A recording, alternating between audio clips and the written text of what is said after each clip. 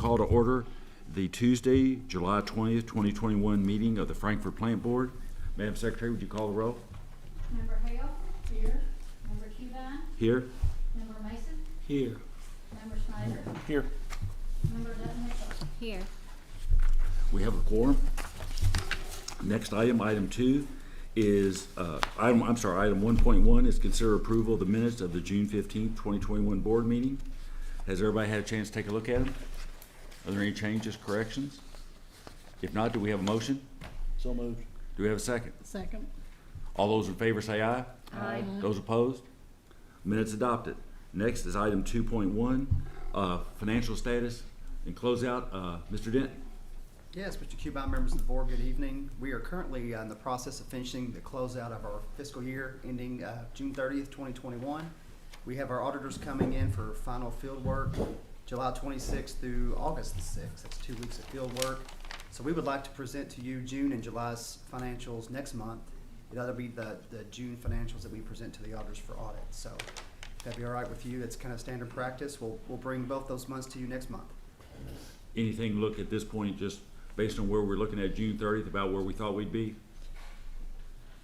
We are. There is always that unfunded liability adjustment that's going to be pretty hefty, about 4.7 million, that will have to increase our liability and also will be an expense to the And pension. that's because of CERS, the pension cost, right? Correct. That's probably the largest unknown that comes, we book at the end of the year. So other than that, I feel like we're doing pretty well. Okay, we don't have a report to adopt. Does anybody have any questions for David at this time? Mr. Chairman, Sure. how are we doing on our past dues, David? Our past due amounts, and Yeah, have we gotten any more? We're about 50% reduction from our peak. We had 3.2 million at our peak in October, and we're about 1.6 million. During our customer service report, we'll give you a little update on where we are with our disconnections, which are trending downward as well. So we're moving in the right direction there. We'll also have some information about some of the healthy at home eviction relief that we've received. It's been very helpful. Any other questions for David? Okay, if not, we'll go to item 3, informational. Any public comment? Anyone send out Kathy to speak? Okay. Do you want to speak? Sure, come on up.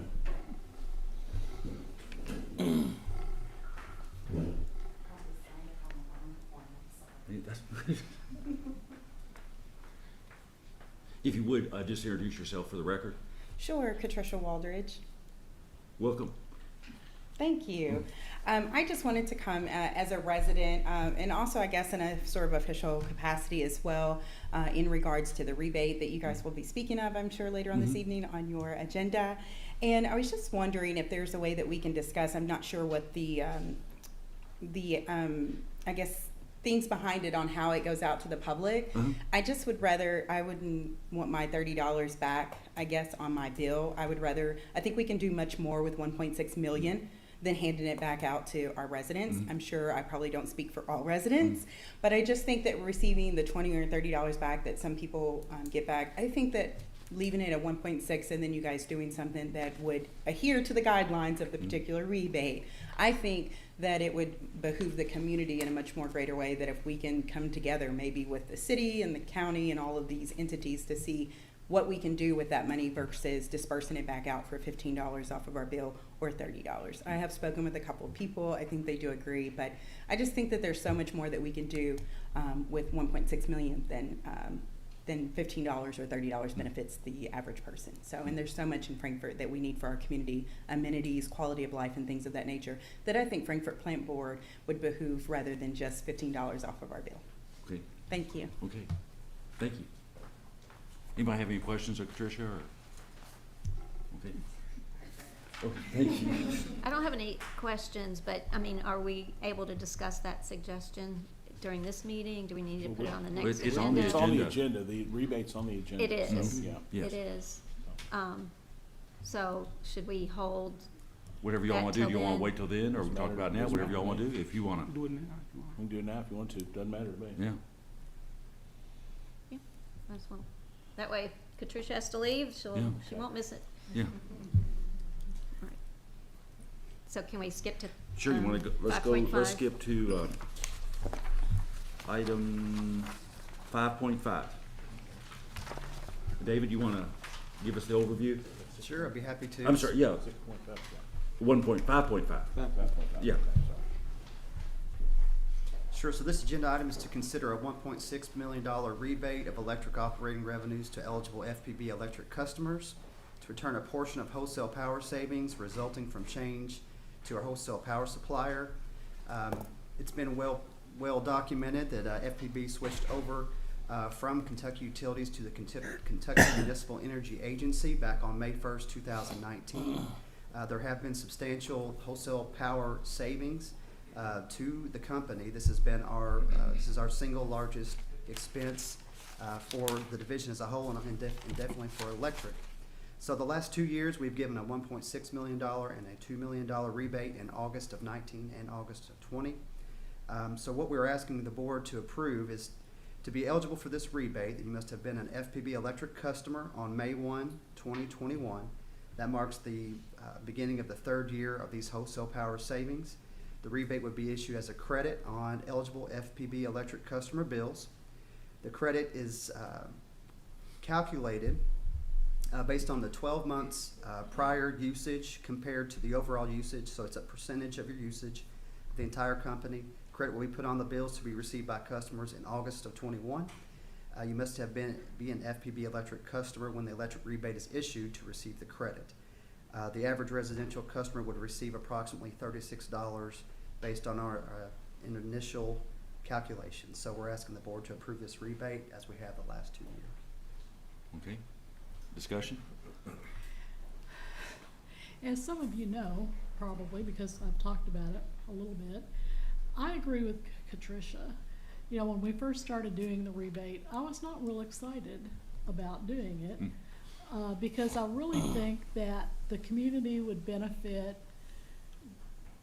have more benefit by the plant board contributing money along with the city, the county, hopefully industry, the state, you know, whoever we could get or the city could get to band together to do a civic center, an indoor recreation center, so many things like that. I think it's a shame that Frankfort residents, when their kids graduate from high school, have to go to Lexington to graduation because there's not a facility here.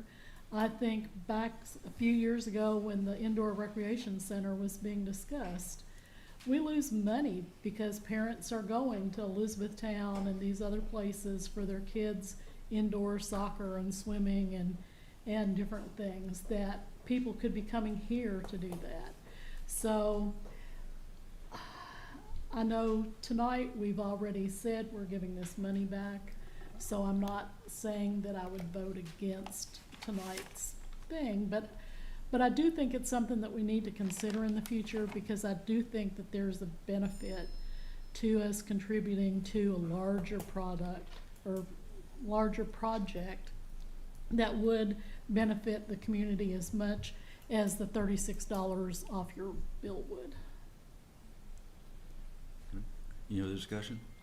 Well, I tend to agree with Don. I mean, when we originally did it, there was no ideas coming to supplement, complement these monies to do anything larger. Tonight for me, I'm good in holding off on doing this rebate, reserving the right to do it later. But I would like to be interested in hearing what, you know, city, counties, governments, school districts might have that we could do collectively that makes it good. But I wanted to impact the whole rather than a group, you know. But yeah, I agree that's something I think we should consider, should look at. Okay. Any other comment? And in order to not proceed, would it take changing our budget? Because we did include it in the budget. And I think when we first started doing them, I think there was discussion about actually adjusting rates, our rates down, which we didn't do, and so instead we're giving the rebate. And as Katricia mentioned, the average person's getting 36, but it's a large amount of money for a lot of commercial businesses, a substantial amount of money. And technically it's the customer's money, the electric customer's money. So And, you know, for the foreseeable future, it looks like we can do some rebates, but it's subject to what happens with Kimi, what happens on depancaking. A lot of things can affect that, so and I think that was one of the reasons we kept it as a rebate as opposed to a rate adjustment, is we don't know from year to year what it's gonna look like, because a lot of things can affect that. Well, and I agree with that. I'd like to know who gets, you know, how much money is, you know, who's getting what on this. And But- I mean, you can, certainly the board, you can see those figures. Yeah, I don't think we yeah. can release those publicly, because that's individual customers' accounts. But you can certainly see, I mean, I've seen it before, and it is, even a lot of public agencies get substantial checks. I guess my caveat in the idea that I'm saying is I don't want the plan board to become obligated in subsequent years to do the same thing. You know, the one point, I think it's a good idea. There's more money to do one thing, you can a great impact. But I don't want to step into something where, you know, it's expected or obligated, or that we have to do this every year with a rebate. Because for some of the reasons that you're just saying. Yeah. John? I'm gonna be the person that kind of reigns all over this. I'm not a big fan. I think, you know, John, this is the customer's money. And, you know, this isn't general taxation that's done for something the city wants to do or something like that. It goes into a city's general fund. This is a rate paid for, you know, this is a rate paid for a utility service. And, you know, we have saved money because of the cooperative that we've gotten ourselves in. We have set this up, like you said, as kind of a hedge against a rebate instead of a rate reduction, as a hedge against potential problems. I just think us taking this money that belongs, again, my mantra is this money belongs to the ratepayers. And we have to be good stewards of it, and when we have extra and we're able to give some of it back to the ratepayers, we need to give it back to the ratepayers. If someone wants to take the extra $36 they don't pay on their electric bill, and someone wants to do a fundraising drive and, you know, collections and stuff, but I think this belongs to the ratepayers. I think it should go back to the ratepayers. And I think you also make an excellent point. This isn't the $36 from you and I and Steve and Dawn and Catherine. This is really gonna hit a lot of businesses, and if we're worried about economic development, that economic development, you know, one of the things is cheap, reliable, good energy rates and good utility service. If that helps us get economic development, you know, using this money essentially is just another form of taxation. I don't think it sends the right message myself. And I know we can do whatever we want to do. It's in the budget, but we can change the budget anytime we want to. I realize that. I just think it sends a really bad precedent. I appreciate the thought behind the idea, but I'm just not a fan. I mean, for a couple reasons, it's sort of ill timing. I mean, I would have liked to have had this discussion and thought earlier, but I know why we didn't, because we have thought of it as each individual's money, their rebate, and just like, again, we can change our budget, but just like we've already budgeted, some of those businesses have already budgeted, have already counted on it, and you know, there's still plenty of individuals trying to dig themselves out of a hole because of COVID, so that's the other unfortunate timing, is COVID. You know, if it hadn't been COVID and we were months before budgeting and before businesses are budgeting, I think it would be a really great discussion to jump into. But I would also want an opportunity for, and this is a big undertaking for each ratepayer to chime in, and maybe it would come down to, here's a fund, if you want to donate, this is what that fund's going to go toward. Of course, we already have like a winter care fund that people that, should they get the EBB deduction or this rebate and they feel like they really want to give back, there's a way to do that to help other people that are in need, specifically in paying their light bill. So, but I appreciate, I mean, this is what we want brought to us. Yeah. This is, you know, what the board needs to spark our our imaginations and ingenuity and new thoughts on things that we've been doing. It's just a bad timing.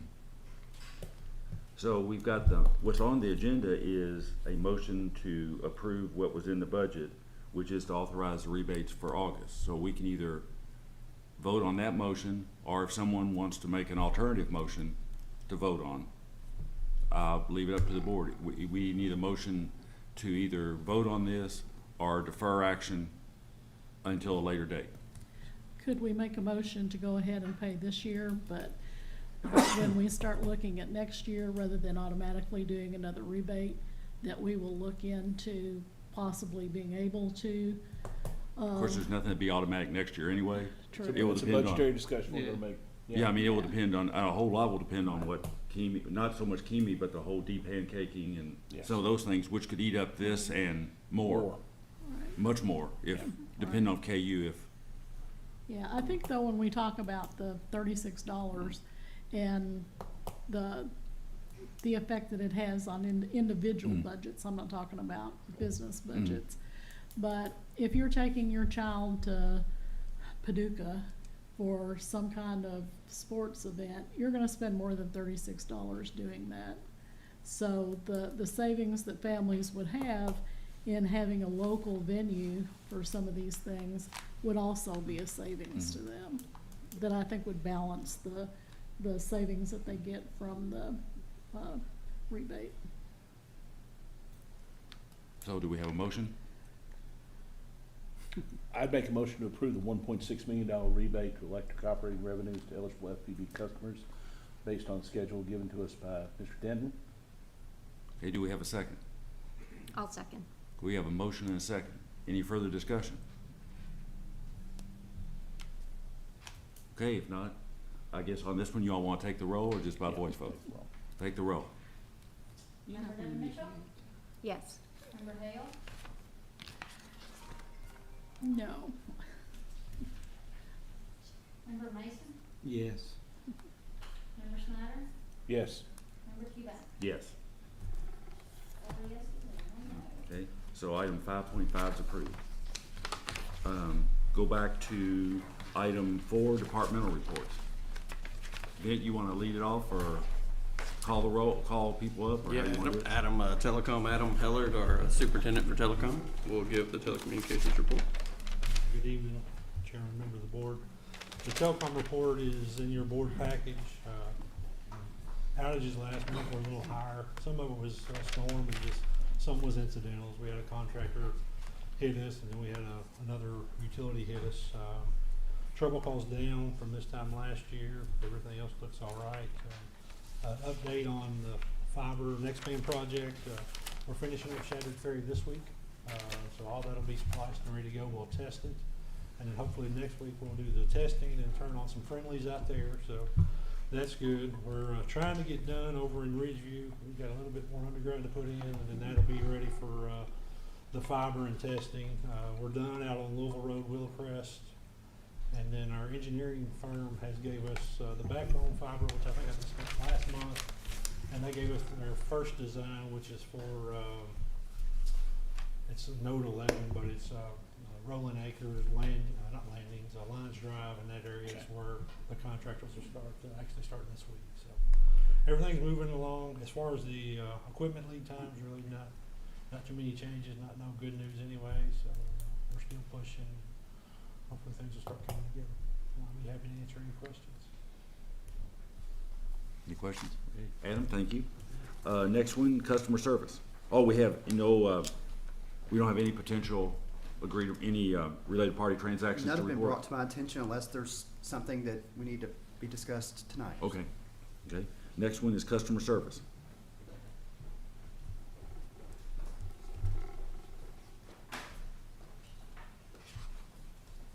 Good evening, members of the board. The customer service reports are on pages 27 to 30 of your board packet. We did have a total of 10,795 points of customer contact for the month of June, so it was a busy month. Not uncommon though, because a lot of people tend to move in those warmer months. Wanted to give you an update. David touched briefly on where we were with the holds and our non-pays and those things. We, at our high peak, had 4,800 accounts on holds or payment plans. That's down to 940 accounts, so it's dropped significantly. People are paying and coming off of those holds and doing what they need to do. We've had 75 customers benefit from the Kentucky Housing Healthy at Home Relief Fund, and that's been approximately $120,000 that the plant board got for those 75 customers towards their accounts to either catch them up or pay future for them as well. And then the other thing that we've been working on with the community relative to helping the best to our ability is the EBB program. We launched that officially on July the 7th, and so far we've had 165 applications processed. We only have about 20 that are pending, so that typically has meant there's been additional information they need to submit, but we're working through those with those customers individually. And then we've had 52 accounts that got the credit already on their Cycle 1 bills that we generated on July 11th. We started it on the 7th, and we were able to get approved and processed 52 people to start already on their bill that went out to them July the 11th. So that program's moving along. Kathy and Harvey and our advertising team did a phenomenal job getting that information out there to everybody and getting a really good FAQ together for our service team so we could answer questions for our customers. And then the IT programmers were great. They got a really simple step-by-step process for the customer, so I would encourage anybody. I had people messaging me today that know me personally asking about it. I'm like, hey, it's super easy. Go to our website, and it's literally a step-by-step with pictures, super easy process they've created to sign up for it. So I would encourage anybody who believes they're eligible. You probably are under one of the characteristics more likely than not. Qualifications would be the better word. So go there, take a look at it, and apply for that benefit as well. Go over again, how many people have inquired or signed up? 165 have been processed so far, and only 20 of those are still pending. So about 145 are actually approved, and it will start to go on their bills. 20 of them we're still working through. Either they need to provide additional data to the verification process, or there's a key punch error. Some of them have been as simple as that, and so we've been working through that with those people. And based on your inquiries, do you have any feel for how many more people could be close to getting qualified or out there based on inquiries you're getting? I think there's a lot of people eligible that don't realize they're eligible because the qualifications are very broad. Normally people who would not be eligible for benefits or supplemental income may fall under the guidelines because of the school qualifier. Anyone who has a child in Frankfort Independent Schools or Franklin County Schools, for the most part, gets free and reduced lunches, and any of those people could be eligible. I think I'm saying that correctly. So that's a whole group of people that some of them may not normally qualify for assistance for things, but because of that stipulation, they would qualify for this particular program. So it's out there. Go check it out on our website. It's the process is simple, so hopefully we have people take advantage of it. Could I ask you a real quick question? Yes, sir. Page 30, the line on change service. Mm-hmm. Is that unusual, or is that a large number, or is? No, it's not unusual, and a change encompasses everything. So the service orders are electric, water, cable, internet, security, and phone. So that change could hit any of those lines of service. And it's not the person who's stopping or starting. It's literally you're either moving from one place to another, or you're changing a feature that you have or a service that you have. Okay. Could some of those folks be folks that had the older, slower service that are using the FPB to move up? Do we have any experience of that yet? I would say that a chunk of those are the call campaign that we did where we updated people that had our slower speed, and we used the outbound calls. We had I don't know the exact number, but we did have a significant jump in those for people that upgraded to the standard or the elite from where they were. So I'm certain that number count includes that. Yes, sir. Because it was a service order that had to happen in the system to change their speed from the old to the new. Okay, thank you. Any other questions for Kathy? Do you have one, Catherine? Just a couple comments. We did have a really good push out, and I hope we keep that up. I do think with school starting back, that will be another avenue with the PTOs and the schools giving out the information as well. It would be interesting to kind of keep a tally of essentially how much funds or how many funds are coming back to our community, because it seems like it's probably already over 2,500 so far into our community. Is that correct? I don't believe that we've gotten anything back yet, but the process is we bill it, and every customer that's eligible on the first of the month, that file gets sent to the FCC and we get reimbursed. So I don't know if that first reimbursement has happened yet, but that would essentially be the process. Well, I mean back to customers. So but like 51. Yes, we have already 52 accounts. Gotten 50 Yes, ma'am. bucks Right. credited back. Correct. And yes, hopefully the plant board will get reimbursed. Sorry. But Yes, to we me, had that 52. is federal Mhm. dollars already going back to residents of our community. And so it'd be interesting to kind of keep a tally. And that will also keep the interest or information flowing, so that really everybody that can take advantage of this would know about it. Word of mouth will go a long way once people start saying, I got $50 on my bill, and Right. Are y'all talking to and I know you are the school superintendents, because I this should did. really help Franklin County with the other program they have going with internet service I to had kids. a couple conversations for both superintendent, and I think both school district had a lot of interest to try to pass the information to the parent, particularly if majority of them, pretty much all, whoever the family have children in our school system, almost. I was with Gary Make when we them went down to qualify, Second yes. Street with Superintendent Barber to talk about those power lines. And Houston said he was gonna hit it really hard when kids came back to school Yeah. the 1st of August, Yes. and was gonna really push it hard, so. Cause that number should bump up real quick once school starts, Yeah. like you were saying. Yeah, I think the superintendent from county school, Dr. Cobb, based on the conversation I had with him, he had a lot of interest trying to pass that information to the parent. There could potentially, we talk about right now, 165 customers. Well, in my mind, can be 1,000. Oh, Right. yeah. So, Every bit of it, yeah. few thousand, I wouldn't be surprised. The people qualify. So we really hope people can take advantage. One thing I do want to make clear, I mean, it's not a news. There's no direct benefit in the process for the plan board. Actually, the plan board have to give the credit to the customer first. Correct. And we're not charging for new we- customers, we're not charging installation either, correct? Yeah. We are So not. then we try to collect money the second month. So there were rumor or someone comments, social media, sounds like. We're not platform double dipping, benefit. yeah, no. Not at all. We're not getting paid twice, no. Yes. Okay, Any other questions? yes, Thank you all. Electric? For the electric department tonight, Mark Harrod, the Assistant Superintendent for Electric, will give the report. Good afternoon.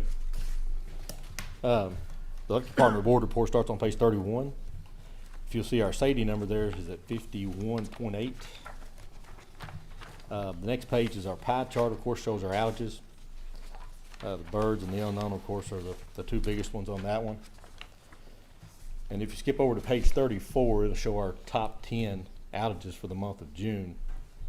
The biggest one, of course, being down on Orton Avenue. We had a tree come off the side of that cliff down there and laid across our three-phase. So that was, I think that happened on June the 4th after a night of hard rain. I'd be happy to answer any questions y'all might have. How do birds short out? They just short out the system, electrocute them, and just. Most of the time, we got fuses above every transformer and on a lot of our tap lines. And if a bird sits on the wrong spot and they peck the ground, then we end up finding a fried bird. So. Squirrels too. Thank you. Okay. Then you wanna talk about SEPA? Yes, sir. And we're still making money, right? We are still making money for the month of May. We made just a little under $91,000, and so for the calendar year, that puts us making $643,714. And Dave, is that about what you have budgeted? Yes, I think we had around 800,000 for the year, so it's Yeah, we're tracking ahead of schedule. We're tracking ahead of schedule because of the February, the issues in the power supply in the United States during that cold period, because we had energy to sell with the SEPA, it actually increased in value for that particular month, so we're ahead because of that event. And that, David, that estimate was a calendar year estimate for the entire calendar year, not Yes, fiscal sir. year? Okay. It's booked as a reduction in our wholesale power cost, and we had budgeted 830,000. Okay, great. Thank you. And this adds to our renewable, total figure of renewable energy too, right? Our Yeah, percent this of our is- portfolio? This is in our portfolio as our non-carbon Right. hydropower, yes, sir. So that report is on page 35 through 37. Any questions for Vint? Okay, safety? I'm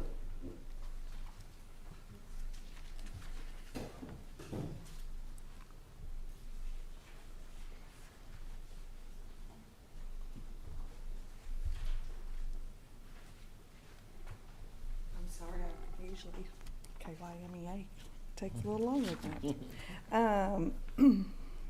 We had a couple of accidents. One was a restricted duty accident where a water employee, there was a sprain type accident where he was pulling pipe and hurt his arm, and then a vehicle accident, minor.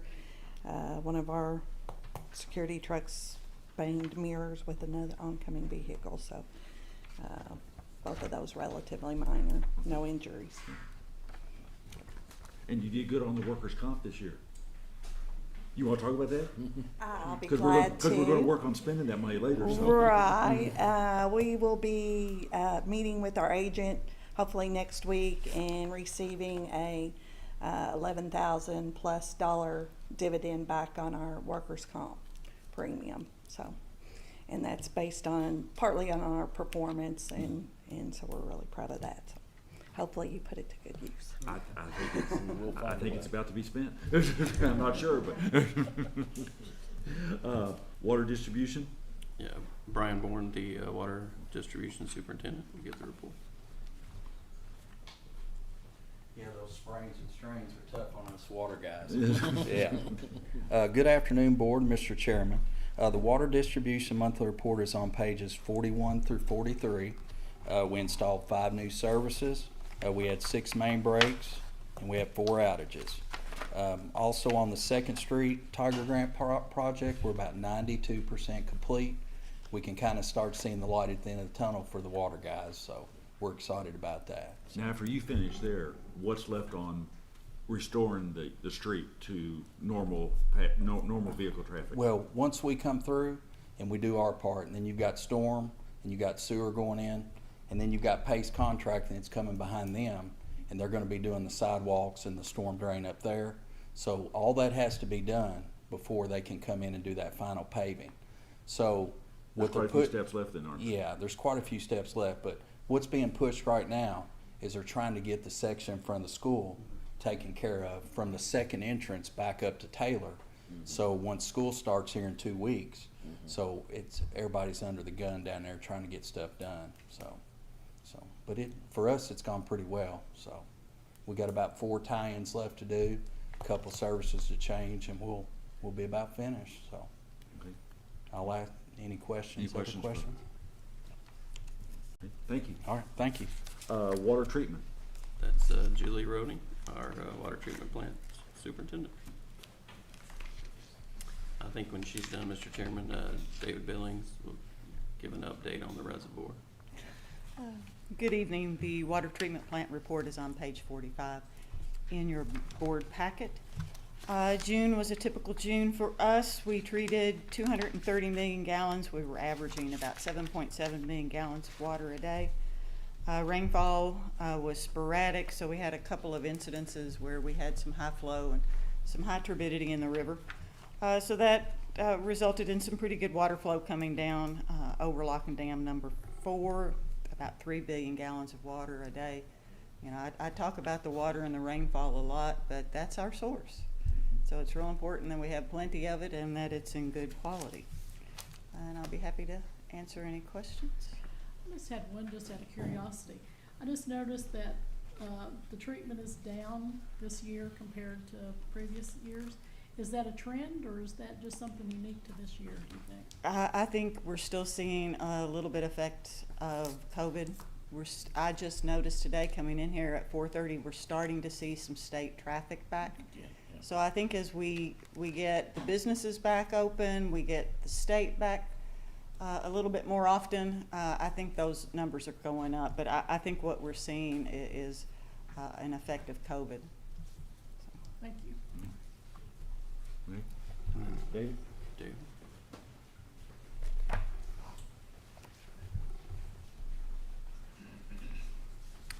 Good evening, Board. A few weeks ago, we had our second construction progress meeting. We also received our second pay request. Work completed to date on that pay request totaled almost $1 million. Phase 1 demolition is complete. Piping under the base slab is complete. Crom, the tank manufacturer, is on site and has begun the tank base slab construction. Upcoming work will be continued base construction and preparations for the tank wall construction. Contractor indicates he's on schedule. Happy to answer any questions. Okay, thank you, sir. The knock.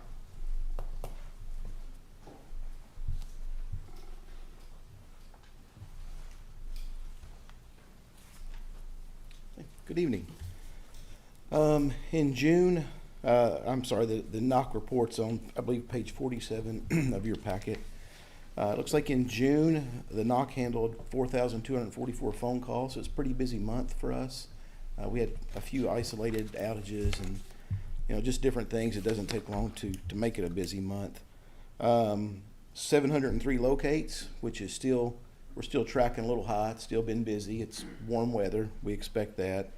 And since June was the end of the fiscal year, I put some numbers on there. It looks like for fiscal year 2021, we did a total of 7,237 locates. Locating 3 utilities with each stop made it just over 21,000. So a lot of paint on the ground, but that's a good thing, I guess. That means there's a lot of construction, a lot of projects and stuff coming to town. I believe that's all.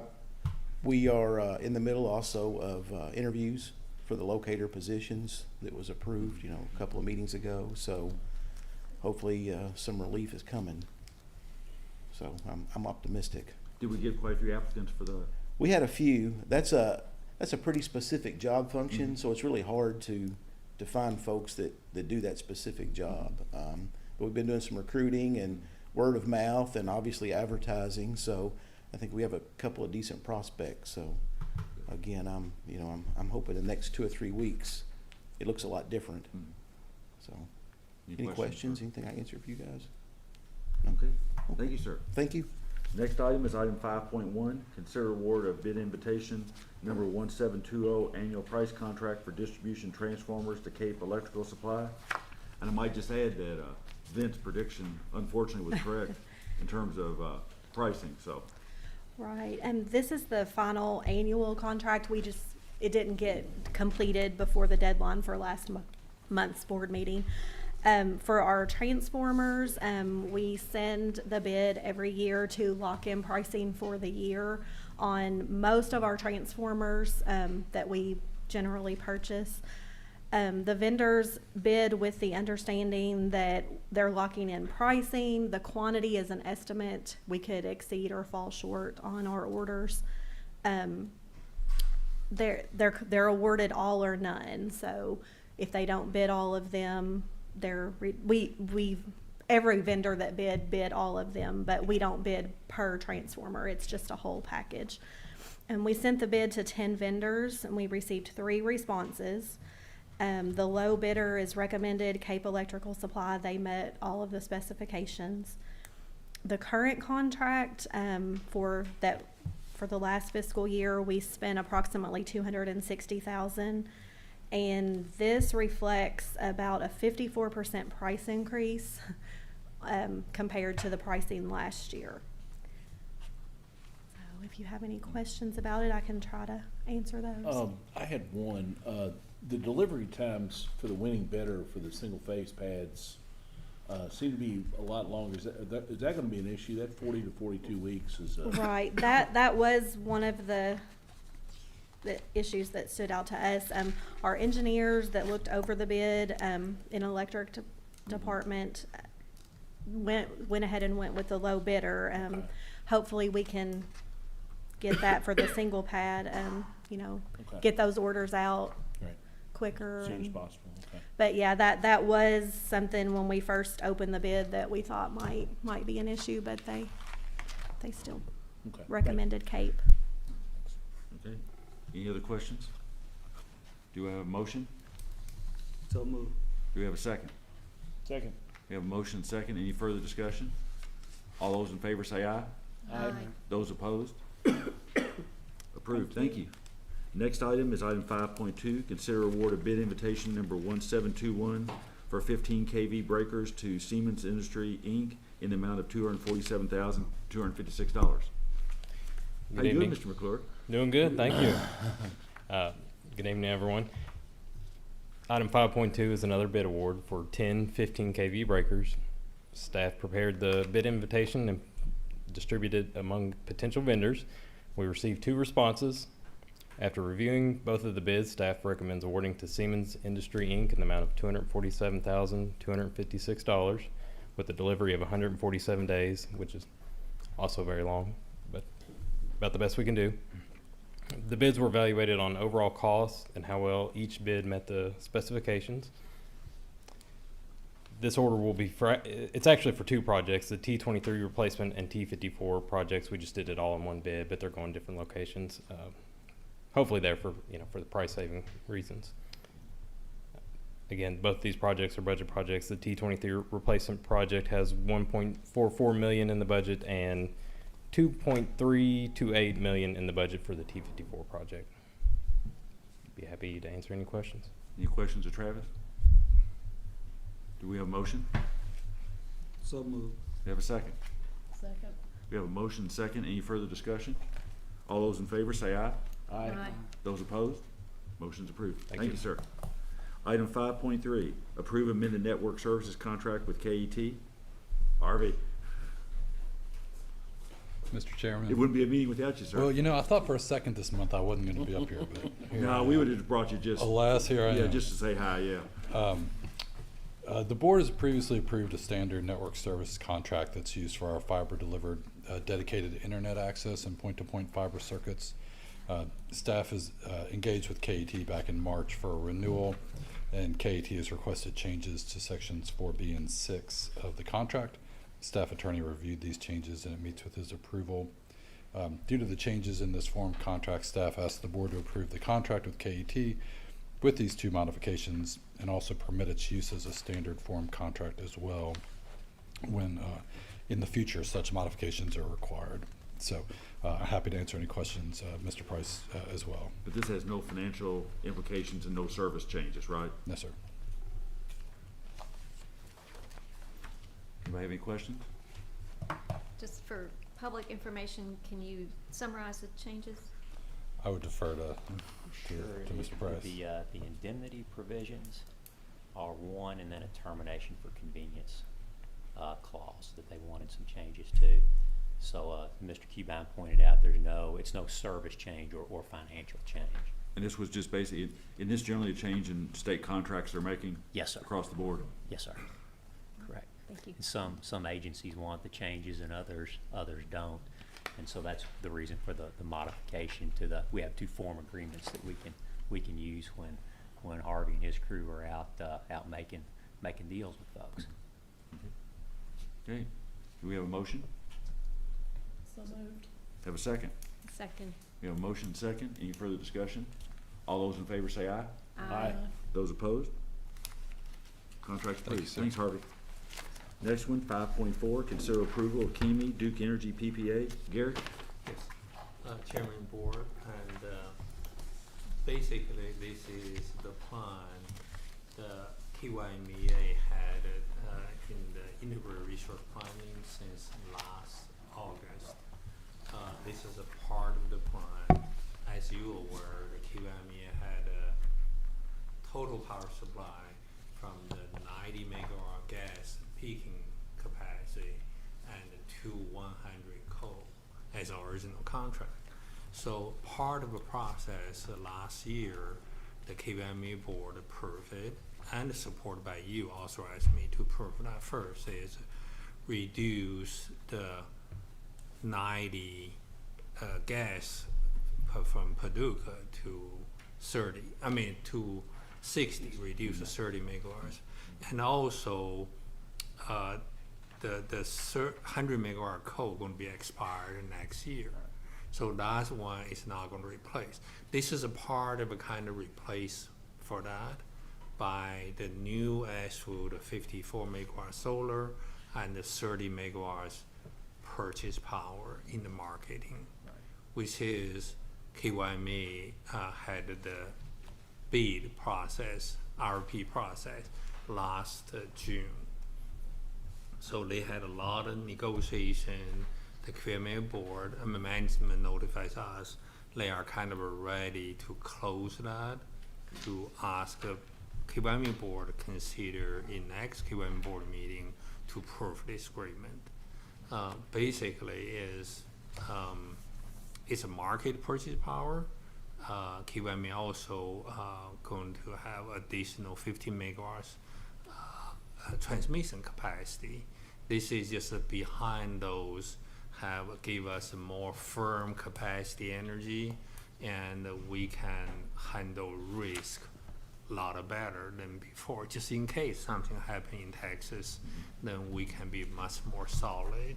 That's kind of a very high level, and I do have a KPMG management, the consultant did a study and kind of evaluation on that, but they have a much detailed report if you prefer to have it.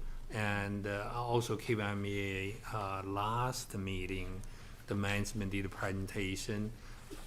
They are not only posting their website, we also have the link post our website, just in case people have a question, concern. So is there any impact on us in terms of pricing, cost, reliability? Not really directly. Just like you mentioned earlier when we discussing rebate, the impact to us and more concern we have is the D-pancake ruling from the FERC, or the KU transmission increase this year, and also MISO also have a transmission.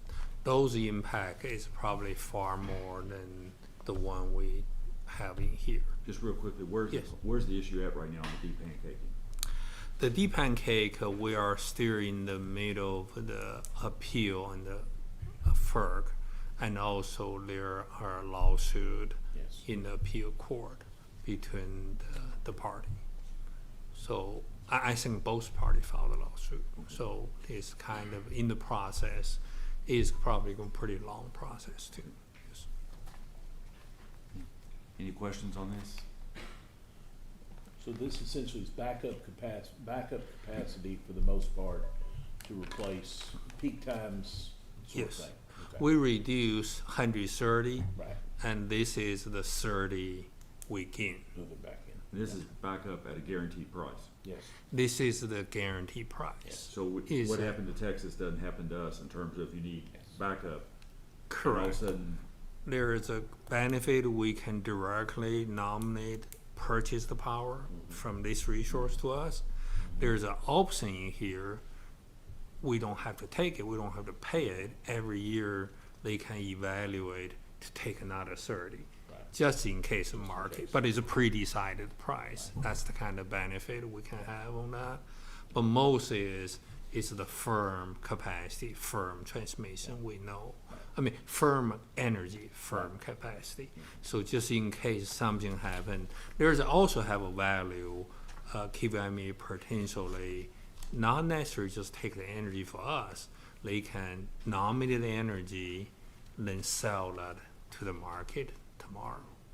If something blows up and we can make money off that, yes, Kimi can make money off that, yes, and we would see our share of benefits of that. In that part too, it's a kind of a normal operation. It's not recreated. Everyone doing the energy trading, they always on the market. It's all handled by the professional third party, but we have to have to set a policy to make sure.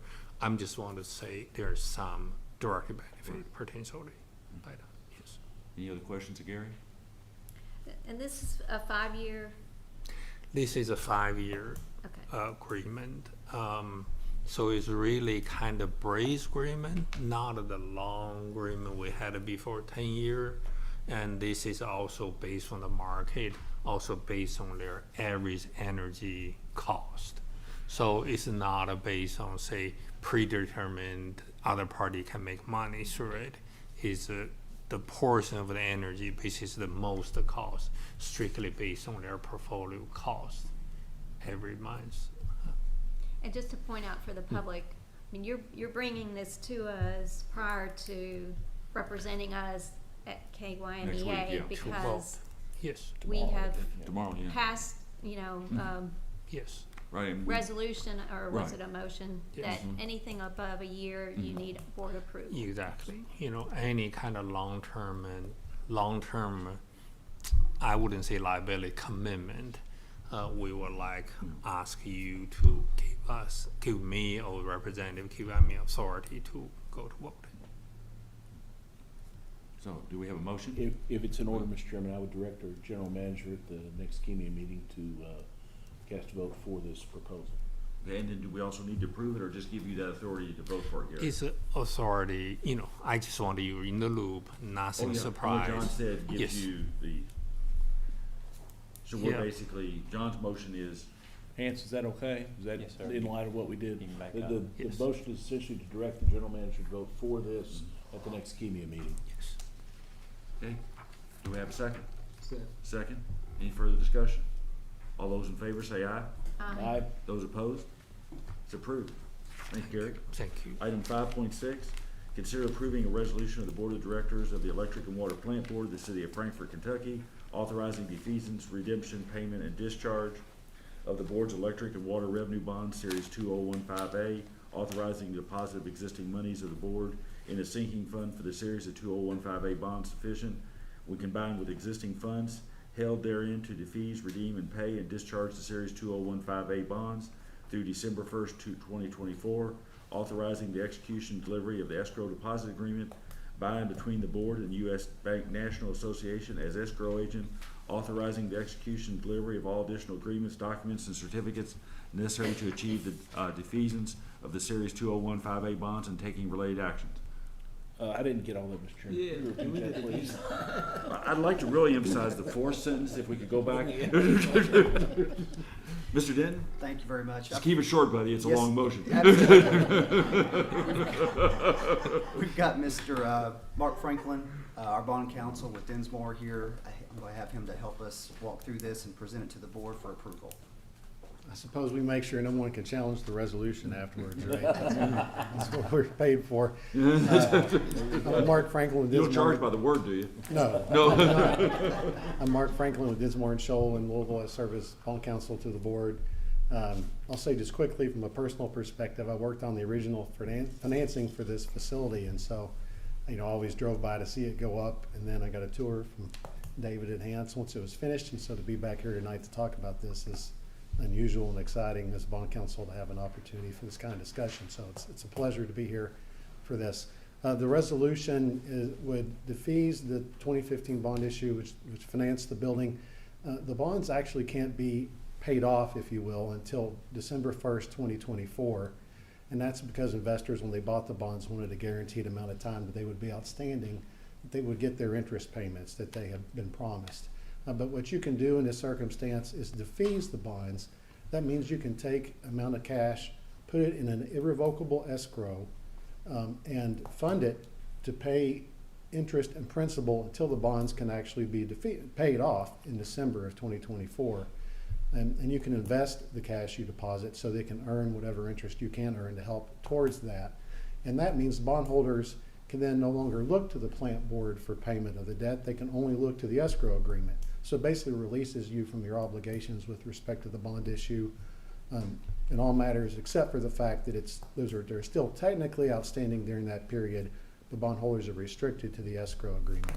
So this resolution authorizes you to enter into the escrow agreement with the current paying agent for the bonds, which is U.S. Bank in Louisville.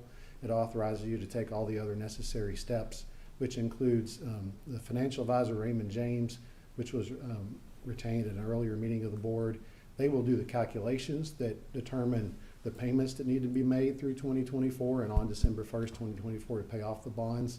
You will retain a verification agent, which is a common practice. It's a second financial firm that comes in and verifies the numbers to give you assurance that you're not going to have a bondholder coming back if there's a shortage on December 1st that somebody didn't get paid what they should have gotten paid.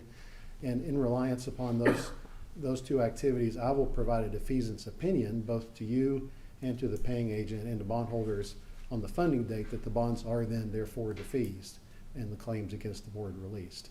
And so that's the process. The resolution authorizes an amount of up to, I think, the 14.7 million for the deposit. There's a healthy amount of cushion in that just in case rates move somewhat, but we don't expect that to happen. Or at least the financial advisors tell us that's not a high likelihood in the next couple of weeks. I think David plans to, if the board would approve it, to move fairly quickly and get the escrow established probably by the end of the month. The financial advisor, Raymond James, is planning to send out request for provision of the investments for the fund, for the escrow fund, by the end of the week. So there's two ways you can do it. You can purchase investments directly from the U.S. Treasury, which have the best rates they'll give you, or you can buy them on the open markets. We usually do both just to see which gives you the best return for your buck for the period of the escrow. So that process is already underway, so we can move quickly. And we approved this in the budget, and this will save our ratepayers across all the lines. It Water, will. electric, It will. telecom, money, because we'll be saving interest on the building. Yes, this will And then we take- get the keys to the place, right? Yes, absolutely. 16 years off the original term and saving approximately $4 million in interest to the ratepayer. I have one. Sure. You mentioned that the amount that goes into the irrevocable trust to pay off it's a conservative amount in terms of making sure we've got enough to cover everything. If at the end, when all the regular payments have been paid out, then the 2044 deadline comes, money left over will come back to us. If there's any more money left in that after all those obligations have been settled, It would come back to you. It should be sized exactly. Okay. So the expectation would be it would be the exact amount to the penny that would be required. But if there would be any extra amount, it would come back to the plant board. okay. Any questions? And this, eventually, when all this is done, it takes our debt level down to what, about 1%? Yes, sir. It's going to be down about $6 million on telecom line of business. Right, and that'd be for the whole company. Yes, sir. Okay, do we have a motion? So moved. How about a second? I'll second. We got a motion, second. Any further discussion? All those in favor say aye. Aye. Aye. Those opposed? Motion is approved. Thank you. All right, thank you. Mark. Appreciate it. 5.7, you're Nichelle tonight, right, Hans? Yes, sir. I'll be filling in for Nichelle on a couple items tonight. Okay, 5.7, consider approving the creation of a telecommunications service order representative 3 position. Yes, sir. Obviously, it's a position in the cable telecom department that reports to the cable office coordinator. The organizational charts and so forth are in the detail section. The position prepares and installs the equipment that's used for the customer, schedules the installs and disconnects and tracks where that equipment is. A pretty significant aspect of it. And I'll let Adam fill in the other relevant portions that he thinks is important. Yes, this was actually a part of the board directive given to HR for this budget cycle. Mm-hmm. And to be honest with you, with the number of jobs that we reviewed, we just left this one off. It was done, it's already in the budget. We just did not bring the change to the board like we did with the rest of them last month. So this is a budgeted position? Yeah, this was already in the budget. It's good to go. We just left it off the list last month. Anybody have any questions of Adam? Okay, all those, do I have a motion? Do we have a second? Second. Do we have a motion and a second? Any further discussion? All those in favor, say aye. Aye. Aye. Those opposed? Motion's approved. Thank Thank you, you. Adam.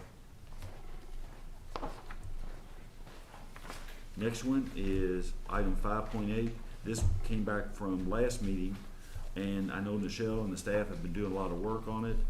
And the idea is to give our employees some additional options. So this is basically considering the approving a Frankfurt Plant Board flex work policy. Hans, you up? Yes, sir. Thank you. I guess one thing, the pandemic highlighted the benefits of remote work. As you mentioned, staff created a work group to review kind of the benefits of that arrangement and develop an internal policy for FPB. The group reviewed some other policies, reviewed the state's policies, reviewed Conway Corporation from Arkansas, another municipal down there, for some examples, and kind of came up with the documents that are in your all's materials this evening. One central theme of the arrangement is it's privilege. It's not any new entitlement of employment. It's going to be the responsibility of the managers in their departments to manage these arrangements. Employees will still have to be available if they need to be on site for a meeting or to meet with customers. You'll still have to be able to get over here. You can't work remotely from the beach, unfortunately, unless it's maybe down on the river someplace. If you're that close, got to be within regular travel time. Of course, you still have to meet your regular job expectations. The individual employees are going to be responsible for their own expenses. We're not going to be furnishing additional desks and chairs and so on and so forth. Unless anybody has any questions, staff would ask the board move to approve the attached policies. Okay, open it up for discussion. I have a couple questions. On page 3 of the flex work policy document, the third bullet point is employees working a flex schedule are expected to work a standard work week of 40 hours over a period of fewer than 5 days in 1 week. To me, that sounds just applicable to someone that wants to work like a 4-day week, so they work a 10-hour day. It doesn't cover people that want to work, say, from 9 to 6 instead of 8 to 5. So I wasn't sure where in this, because it didn't jump out at me, where it would be covered if you just want to come in at 7 and work until 3:30, or you know what I'm trying to say? Yes, ma'am. And so I just wondered if that could be reworded a little bit to include the people that want to change their daily work hours, not necessarily just the number of days they work in a week. We can reword. Then, can I just? Sure. Then there's a section dealing with dependent care, and my preference would be that you just don't really address this, but I understand where maybe you feel like it has to be addressed in some way. But to me, it's the work getting done, not who's in the household while the work is getting done. And so I don't particularly like that section. And then there's nothing in here that talks about the occupation tax, that if you aren't residing within the city limits of Frankfort and you're working from home, then that changes the occupation tax. And so I thought maybe that needs to be addressed. Let me ask you on that though, Don. That's really that's not a function of this policy there. But it is a question I had on that too. Because I guess it's going to fall on our payroll department to track it and remit the tax to the proper entity. And the only effect you might have is if you live in a place that has a higher occupational tax rate than Frankfort and Franklin County does, but you know. But for example, if we approve someone to work 2 days at home and 3 days here, and they live in Franklin County, not in the city of Frankfort, they'll owe their occupational to Franklin County, or if they live in Scott County, we'll have to send those 2 days to Scott. And that was a question of how many, if we have a percentage of how many people live outside of the Frankfort city limits who are eligible for this. For the employee, it's basically, unless the rate's different, like John said. If the rate's different, the employee may see it either good or bad. Otherwise, it'd be basically transparent to the employee, but we'll have to track it. Well, and I'm saying, given that we're in the city of Frankfort, we should not try to. But I know state governments had to address this, and state government actually in their policy has basically addressed it, that the state government will make the adjustments depending on where you're, and of course in state government, they got people living in Louisville and Fayette County, everything, so I mean, they've gotta track it and get it to the right places. Cause eventually, I had this one time in state government, they will come back against the employee, the other government entity, and say, we want our occupational tax you owed us while you were working in our county, and the employee's gonna come to us and say, you took my money. you get it to them, I've already paid it, so. And I think in state government, the employee has to sign something saying that they have been aware of it or filled out a form or whatever also. Well, I'm still thinking about it from the city of Franklin's perspective. I mean, I understand the administrative burden of, you know, parsing out where they are, but the loss of potential loss of money here. There could be one part, I mean, all good question. We can try to find out more detail if you need to.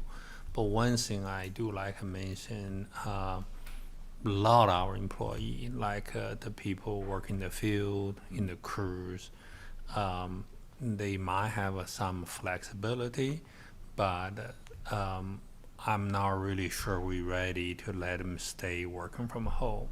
So those actually can be stayed, just like last year during the pandemic. Since June 1st last year, our crew's been back 100%. This is really limited by the professional, the people really like engineering or, you know, people really have those kind of A lot of administrative jobs. Yeah, yes. I don't think they are the majority of our workforce at all. But certainly I understand what are you saying that we can bring back to you the number for how many our employee if you interested in that. You have some more questions, John? Yeah, Yes. of course. Sure. Well, you're on a roll, just. Yeah, we're on a roll. In the section under, you know, equipment and supplies on the fourth page. Which page are you on now? Fourth page of the same document, the flex work policy document. Flex It's the work, last page of that. flex work policy, Yeah, under equipment and supplies. equipment and supplies. It's on page 112, yeah. 112 of the board packet. Okay, thank you. I'm trying to get scroll through here, technology. Okay, equipment and supplies, yes ma'am. Okay, you mentioned in here that the employees are responsible for maintaining and repairing employee-owned, you know, equipment such as computers or whatever. And my question was whether employees should be using their own personal equipment because of open records requests, possibly retention requests, that if documents are kept on someone's personal computer, then it may interfere with an open records request or document retention. So possibly they should just be issued a FPB computer. Yes, You know. we'll have, like when I was using my laptop. That's a good point to clarify in there that records, you know, records should be kept at the, you know, at the agency. That'd be a good point of clarification. But like Don's saying, if I'm doing work from home and I've got an FPB computer and I resign, leave the agency for whatever, that computer and everything on it belongs to us. Yes, sir, that's correct. And there's no question that computer needs to come back to us with all the files on it. We shouldn't have to, just my opinion, sure, we shouldn't yeah. have to worry about going to the employee and say, would you dump our files off your personal computer and send them to us? You wouldn't be using you'd be using your, you know, like this is what, for example, this is what I was using to work. Right, but they will always have FPB equipment and their files would be on that. They wouldn't be using a personal device and doing the FPB work. Yes, sir. Correct. We can make that explicit Yeah. in there. We could make that a point. Well, I mean, we already have a policy covering that, correct? I'm trying to think how many policies we have. We've got, there's several. I think, But- we should, and if we do, if you could just reference that policy. I don't think we need to keep restating it everywhere to remind people they need to still abide by the employee You don't like policy. having it in 5 or 6 places and saying a little different every time? Well, I don't mind, you know, just in case somebody's misled, just saying, you know, reference Yeah. whatever. But I don't think we need to restate that policy here. John, I have a question in all this. We do not have a VPN network for our employees to log into where they can, you know, if they have files on our server or something like that they can access. Do they have a VPN they're gonna run into? We just log me in. So they're gonna do, even though they're doing it on their computer, they're doing it on our network. Yes, for And the they're most not, so I think it's as simple as,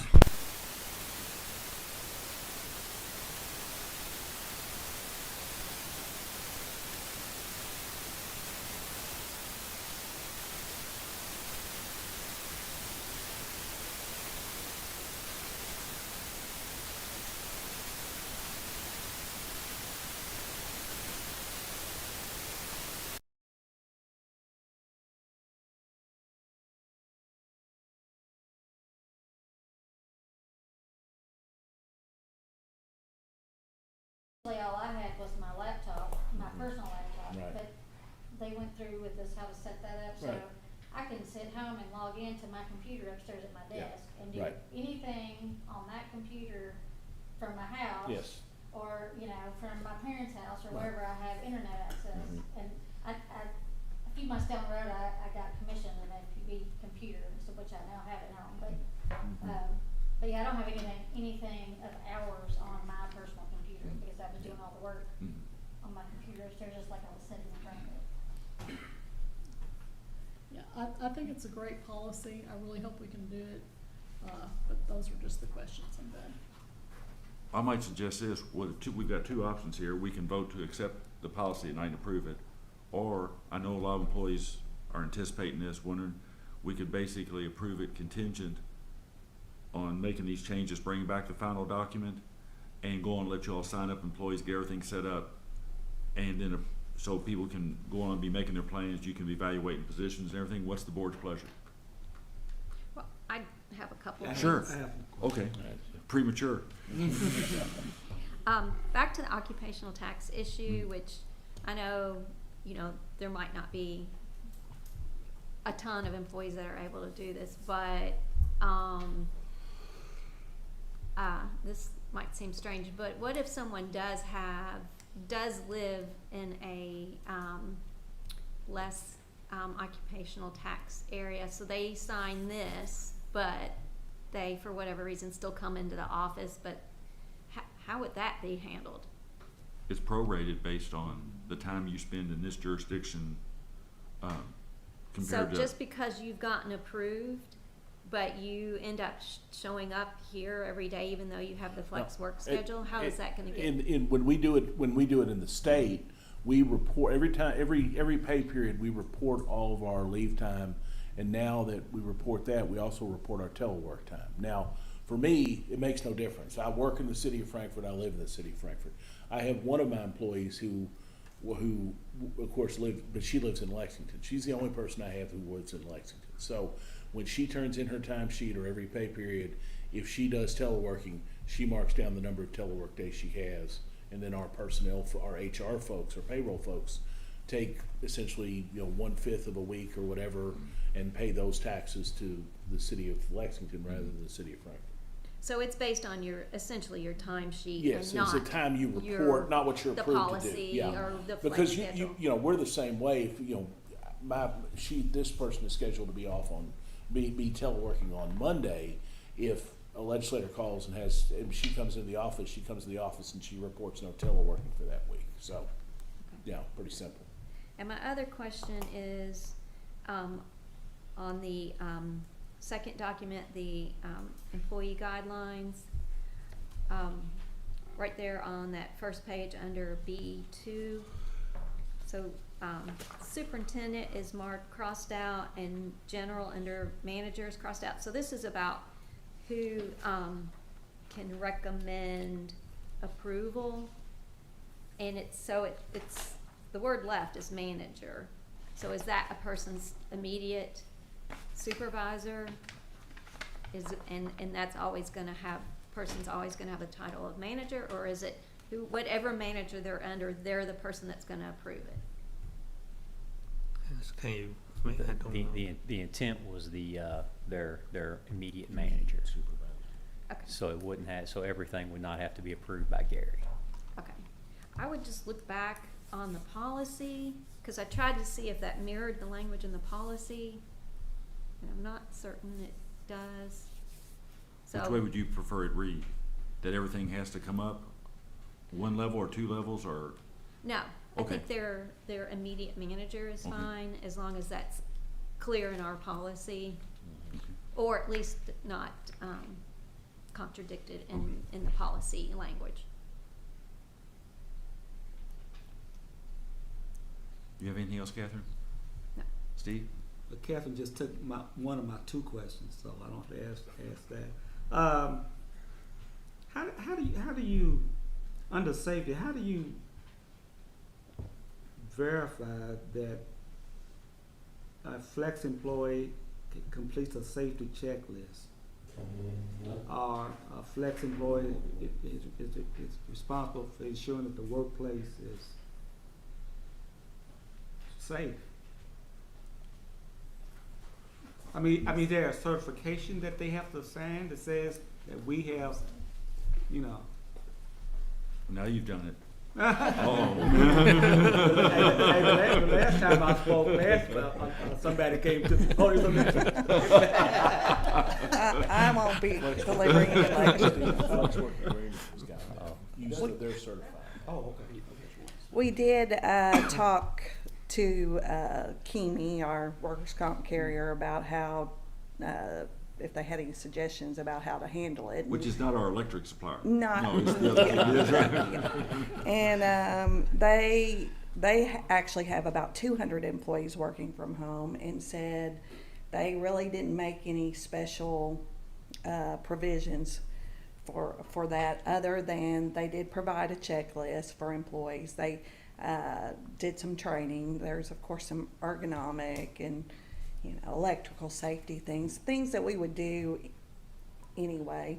They've in fact offered to provide a Zoom meeting for people for that, but there's still some risk to allowing people to work from home, just like there are allowing people to work in the office. And there's definitely some potential liability from a comp standpoint there, but they said in their experience so far, the past year, people working from home, that they really have not had an uptick in claims or issues that were any more complicated than what they would see. Could you require, based on what Steve was asking, could you require an employee, if their position qualifies and their supervisor approves them and they want to do this, to certify that they've either read the Kimi checklist or looked at the Zoom? Part of the agreement is they have to fill out the checklist. Right. and say Right, that- we would ask them. But you say Kimi's got a Zoom little They training? have offered to do a Zoom training for those employees about how to set up their work station safely, and so, and honestly, with two people in the safety department with a lot of field things going on there, that might get more attention. Office safety might actually get some more attention than maybe what we're giving it now. So.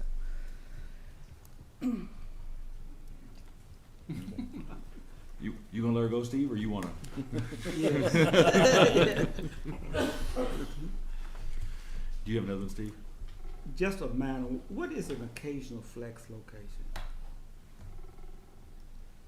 I mean, I know you can be at home and and you temporarily, and is that, but it sounded like that was more than that. What page are you on there? If I can I'm under types of flex work. It's the second Page 2 of the bid document, of the flex. Page 2, policy.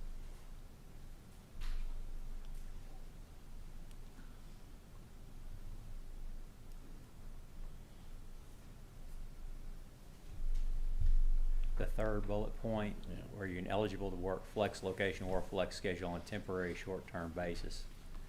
To either do your location or your hours would be the way I would read that.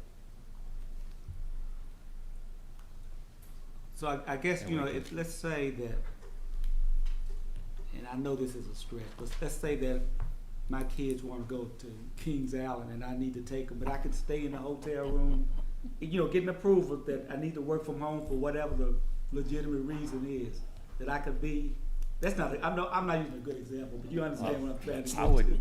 I would say Kings Island under the first, if you're gonna work, you need to be able to get to work if you're needed.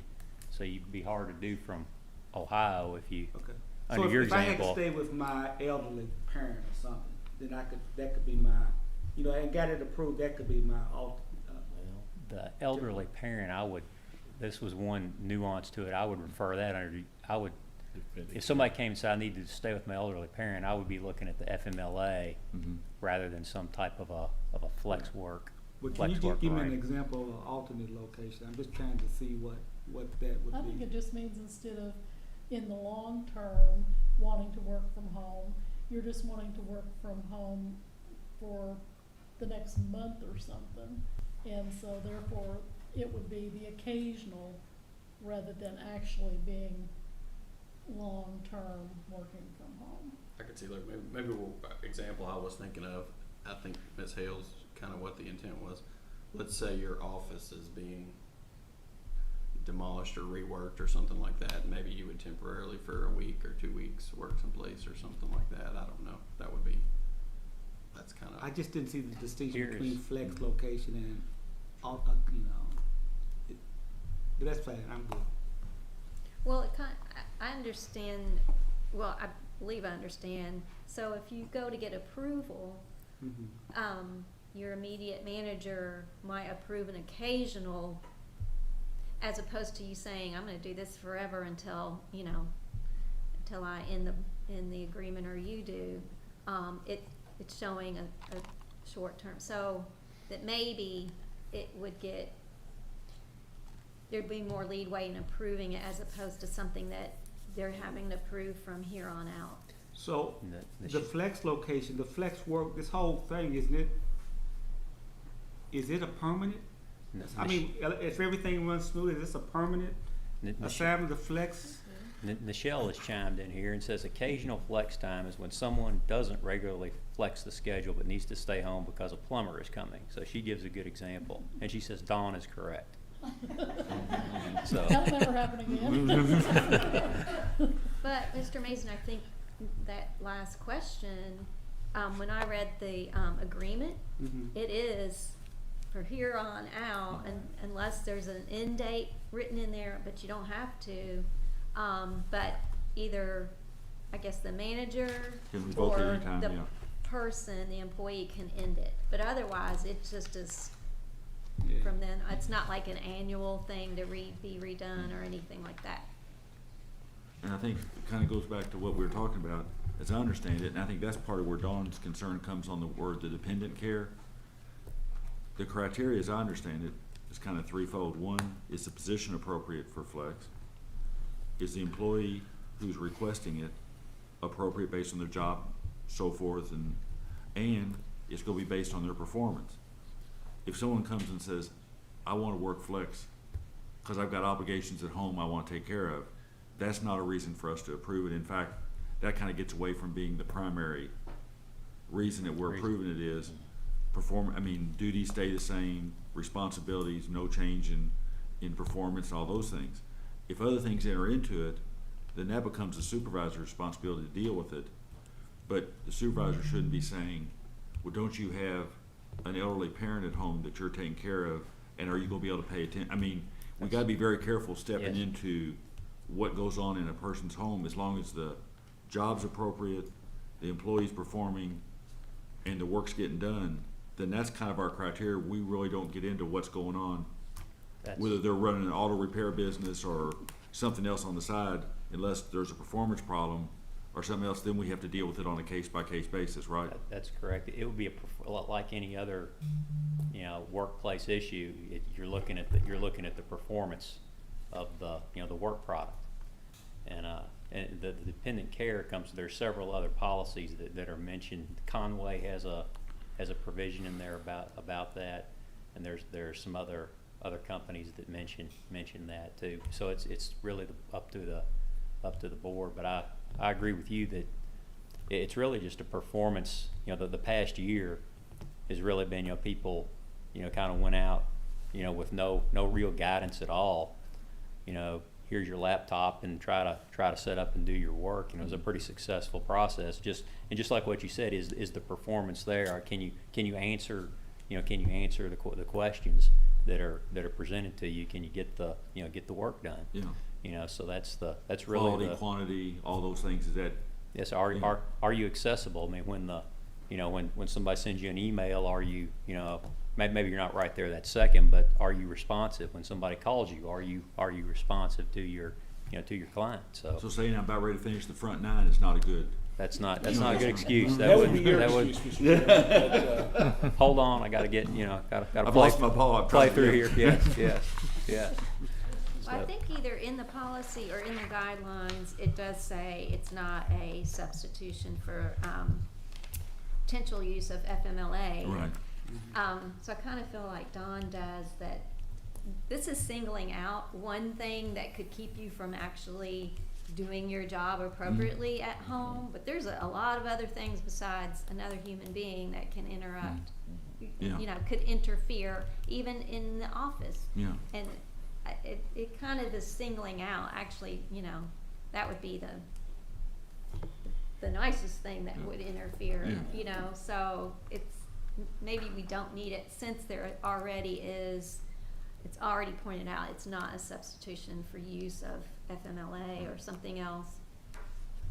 Yeah, to me, if the work is getting done, it doesn't matter who's in the household. So. Has we addressed everybody's questions, comments? So I guess we come back to the. I'm sorry. Oh, you got one? I'm Yeah. sorry. Sure. I have two. Number one, we did put in, when we talked about this in the agenda meeting, the probationary, not allowing this for new probationary employees.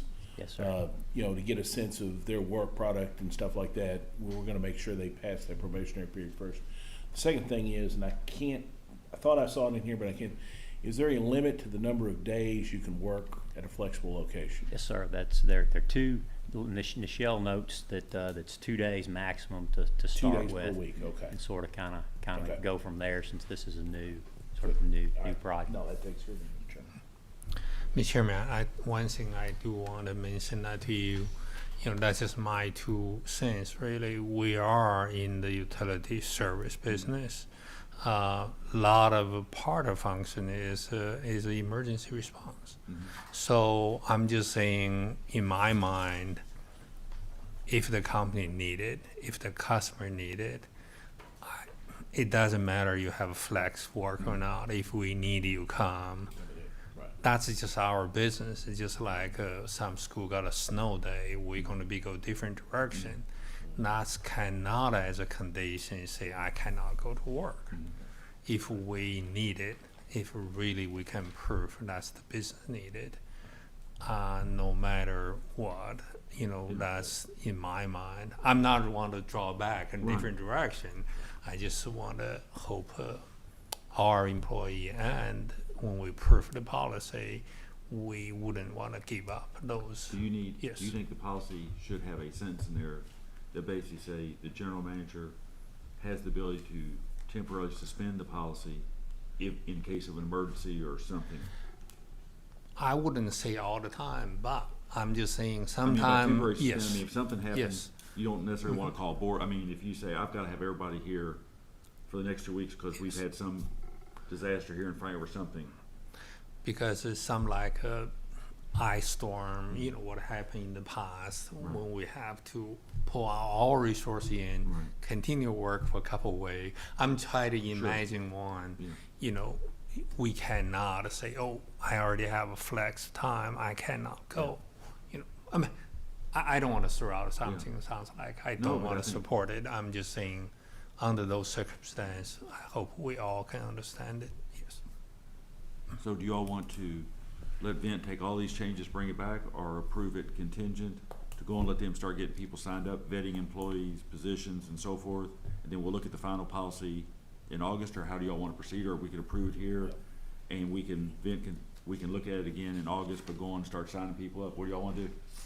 Yeah, Mr. Chairman, I think the nuts and bolts of what the program is going to be are here. I think we've made some.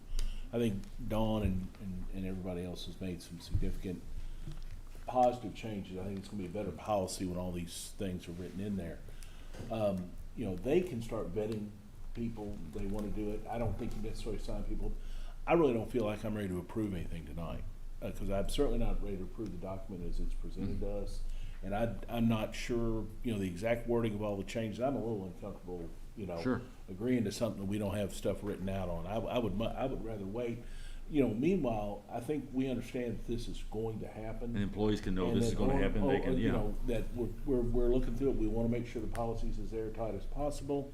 And, you know, I would suggest that we, you know, if Michelle and her folks wanna start evaluating what folks will be able for this and start, you can have individual managers start setting up schedules in terms of, you know, we gotta make sure only certain people telework on certain days or however we do it, or if somebody wants to do a flex schedule, make sure the office is covered.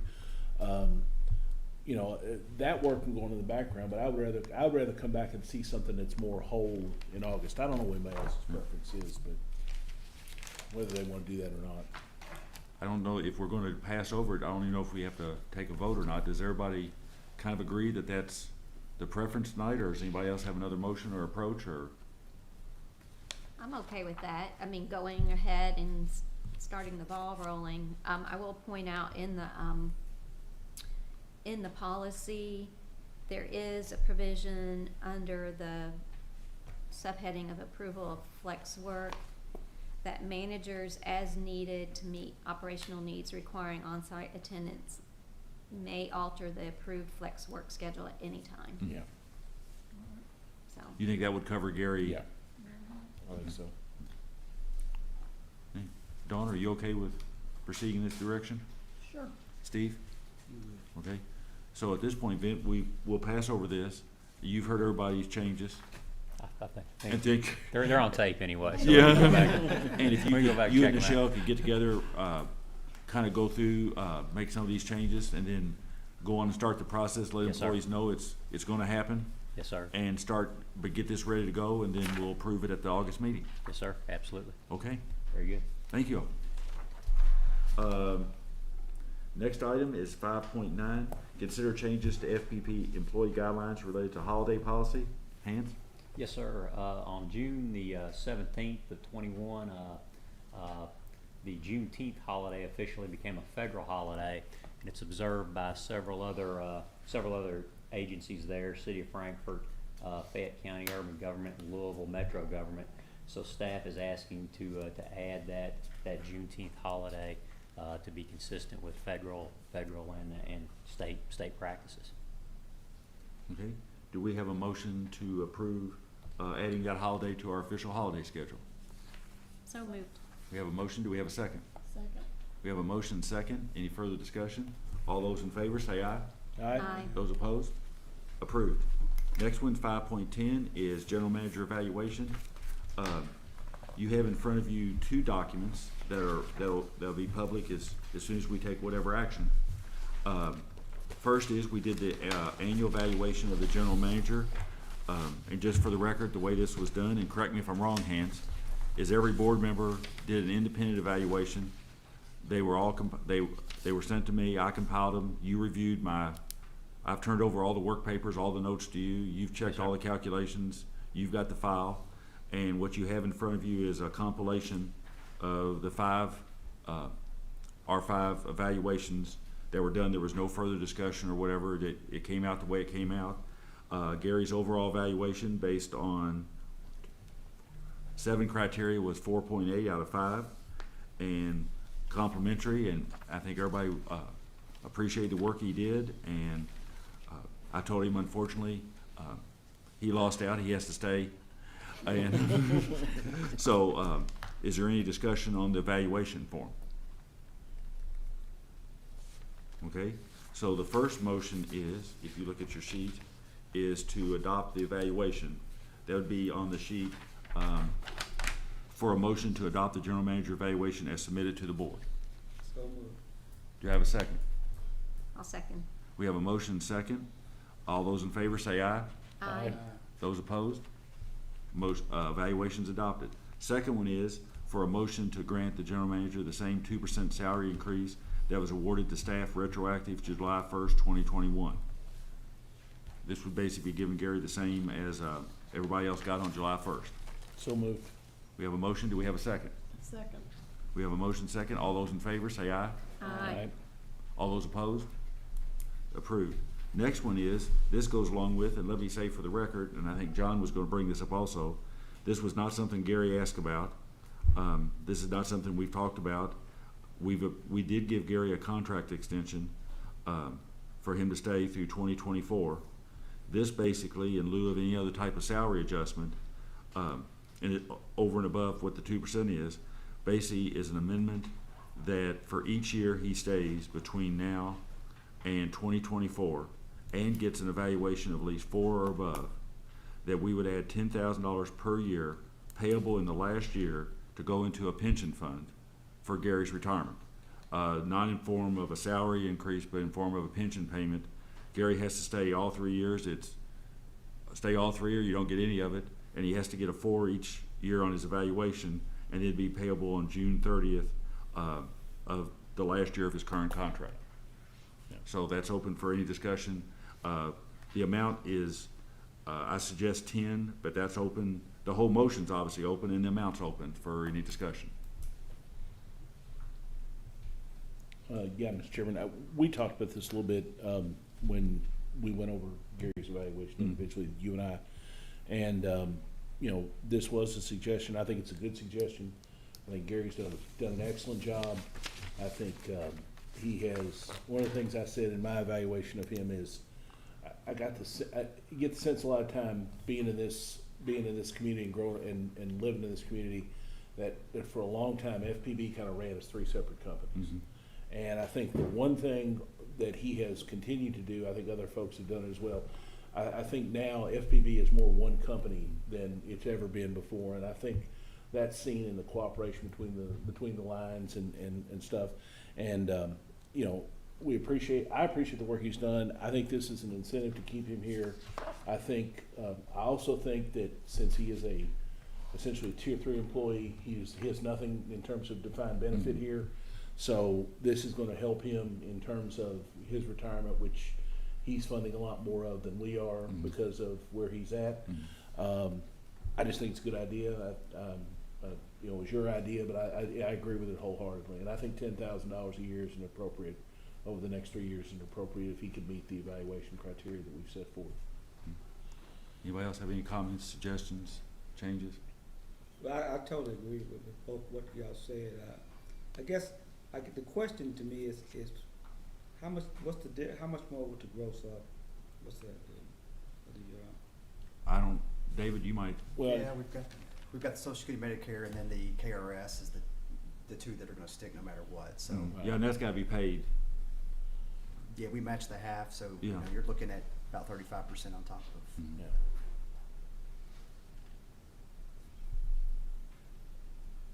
I think it's a great idea. I think we're lucky to have Gary. Hopefully he'll stay even past 2024. He's counting the days. He got a big counter in his wall. Just Yeah.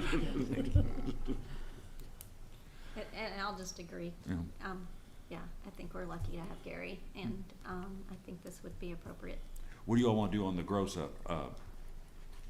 I'm in favor Of Yeah. grossing up? yeah. I would be as well. Catherine? If I'm understanding it correctly, yes. Okay. Yeah. So the motion would be as stated here with 10,000, and then it would be grossed up. Yes.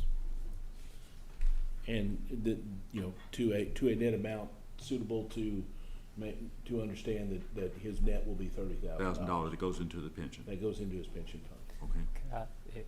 When you say go into the pension, I think it would be processed like wages is the way. Yes. Is that what you But, all? yeah, but it's for Okay, him okay. to, you know, he'll have to self-direct that into his. Right. Okay, I got it. Yes. I didn't know when you said pension payment Yes. versus It won't wages be- payment. yeah. Okay. I just Thank want- you for correcting me, Nate. You're absolutely right. But not if he doesn't go in the pension, then he has to pay federal and state tax on it immediately, right? Yeah. Isn't that correct, David? If he doesn't Correct. roll He'll into be a with deferred the comp state and before. federal state withholdings. Yeah. Yeah. But if he directs it directly into a 401k or some other form deferred compensation, he's exempt from that, correct? And just pay it then whenever he withdraws them. Subject to the IRS limits. Yeah. Right. We recommend you talk to your own personal tax advisor. Yes. Tax advisor. Okay, then do we have a motion on number 3? So moved. Do we have a second? I'll second. We have a motion second. All those in favor? Aye. Those opposed? Approved. Next one is item 5.1. Consider amendment to water treatment plant capital budget in the amount of $130,407 for a high service pump. Yes, good evening again. The board may remember that the purchase of a high service pump was approved at the December 28, 2020 board meeting at a cost at that time of $129,545. We basically replaced the lab renovation project at that time with this particular item. Due to multiple manufacturing and shipping delays as a result of COVID, the original delivery date that was scheduled for mid-May was moved a series of time until mid-July 2021. We were informed of this last delay right after the budget was approved on Tuesday. So the total amount requested has been increased by $862 from the original amount in order to include the shipping charges. Doesn't come on Amazon with Prime? No, actually, we have received the pump. So the pump actually showed up on July 2nd. We couldn't keep up with all the delays and the movements, but the water plant therefore is requesting approval of a budget amendment, which is included in your packet, to our budget for this purchase. And this money, this budget, I mean, this item was already budgeted. It's just a matter of moving it to the right year now, right? Right. Correct. Except for the 800 and Right. whatever. Yeah. Okay. Right. Carrying cost. Carrying. Mr. Chairman, if it's in order, I would like to make a motion to make that budget amendment. Do we have a second? Second. We have a motion second. Any further discussion? All those in favor say aye. Aye. Aye. Opposed? Next item, what does Nichelle want to do on item 6.1? Does she want to give that report herself, or does she want, I know she worked a lot of time putting this Yes, together sir. and. Yes, sir. As I say, it's her item, and I'm happy to present it to the board, give the board a kind of a thumbnail sketch tonight, if you all prefer, or we can wait. I mean, everybody's got it to read and wait. review, We and I can- know she put a lot of time in on this, Yes, worked sir. on it, so. Yes, sir. Wait, if that's okay with everybody, You should let be Nichelle able- present it in August, and everybody's got it here to review, and it's a public record, it's part of the information night, right? I'm not sure, I don't think there were attachments to this item.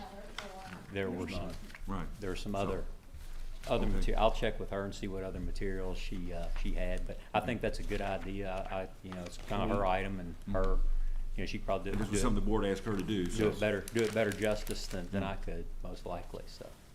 But I'm happy to, board's pleasure to give you So with the board's permission, we'll just pass over item 6.1. Sounds good. Next item is informational items, general manager comments. Well, I just want to say one thing. I want to appreciate your support, and really means a lot to me to do this. And thank you. Thank you. 2 items I want to bring up just real quickly. One, with your all's permission, we don't need any type of action or whatever on it, but with your all's permission to ask Kathy Lindsay, because we're kind of coming, is David Belling still here? Yes. Could you come up here just a second?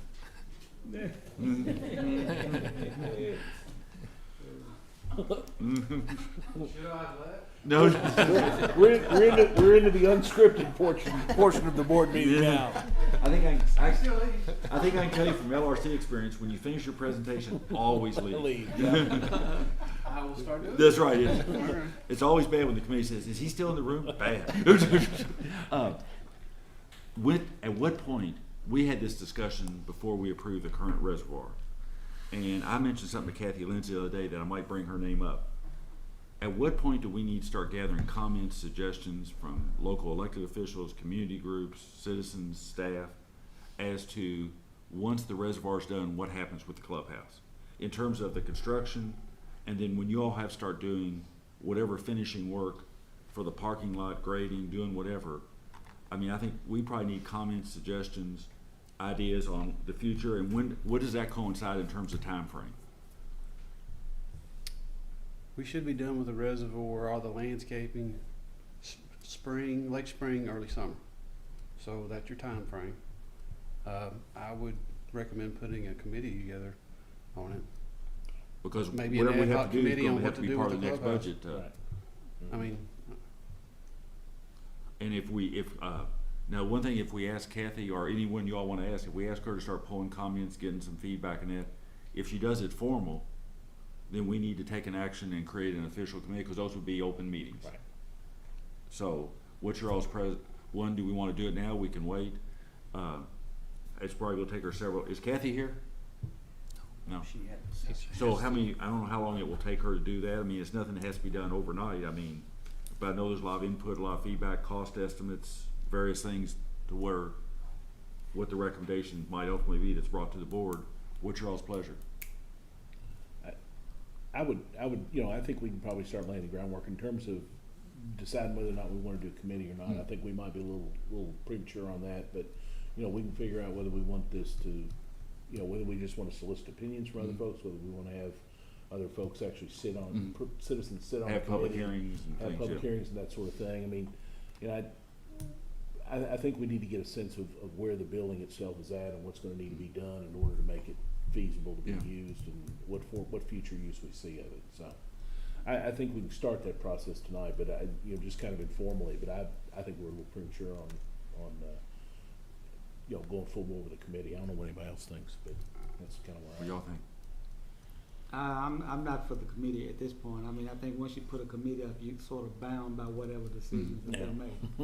And I don't wanna be under that kind of, So is it all right if we just charge Kathy with going forth and doing good? And coming back at some point with feedback? I think we appoint a committee and make Steve the chairman. Yeah. What do you think about that, buddy? committee, a subgroup of this committee. That way we all burden each other. I mean, I'm in favor of, making sure we get full public input, but I agree, if we make a formal committee, even though it's We're our tying our hands clubhouse, a we little bit. start to Yeah. lose Yeah. control of our own Yeah. clubhouse. Yeah. And we could always let Kathy pull together some comments, talk to different groups, bring it here, and then we could hold the public hearing. Yeah, absolutely. But I do think it's time to start Yeah. to garner that public opinion, because it may take some time To get Yeah. that to stuff done. get it, to get an effective response Mhm. from people, so. Then the last item I wanted to bring up is if inflation continues to run where it is right now, which is plus 5%, to ask David to come back and make a presentation to us in September, after the figures are pushed out by the Bureau of Labor Statistics, and also give us an update on where we're at on our personnel and salary budget. Okay. And just kind of see where we're looking at that point. If that's okay with everybody, just for David to come back and make a report to us. Yep. Okay. And then is there anything you want to update us on Ashwood? Not at current moment. There were some discussion QBMA. They probably want to have a little more time until. And Catherine, you continue to work with Vint and that on the RFP and Dawn on the community solar? Okay. Yeah, we have put together, we had discussions and put together some ideas for RFP, so it will go out here and, as soon as it can be put out the door through the purchasing department. So Okay. we will be evaluating that, but when we get results, I don't know exactly what day it'll go out, and I don't exactly know what day it'll be back, but we'll be finalizing that the rest of this week and next week. Okay. Anybody else have any items, old business, new business? Dawn? I do. Yeah. Oh, You forgot. no, Gary was gonna cover that. You're supposed to lead about your conversation with the superintendents. Oh, okay, yes. Okay. Well, we had a meeting with Frankfurt Independent School District. Ms. Chairman May went there, and also went there. We discussing some of the requests by the school district. Actually, the discussion come out during the meeting is school still interested in building more water fountain. They are looking for some support from us. But in our budget, actually approved budget, there's some money there currently to support the schools. A part of our promotion, Franklin tab, that's a part of that. So based on the email I received from Dr. Barber, he prefer Frankfurt Independent would have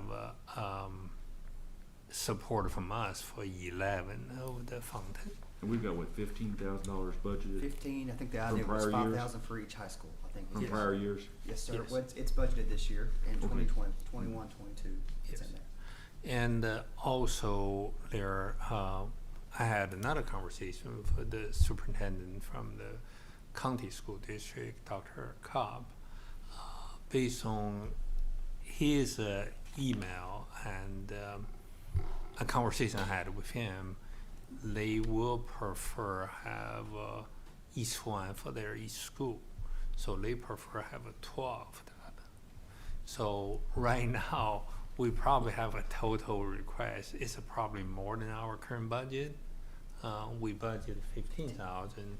Based on the number we have, it's like 23. I just want to report update you to the current conversation we had.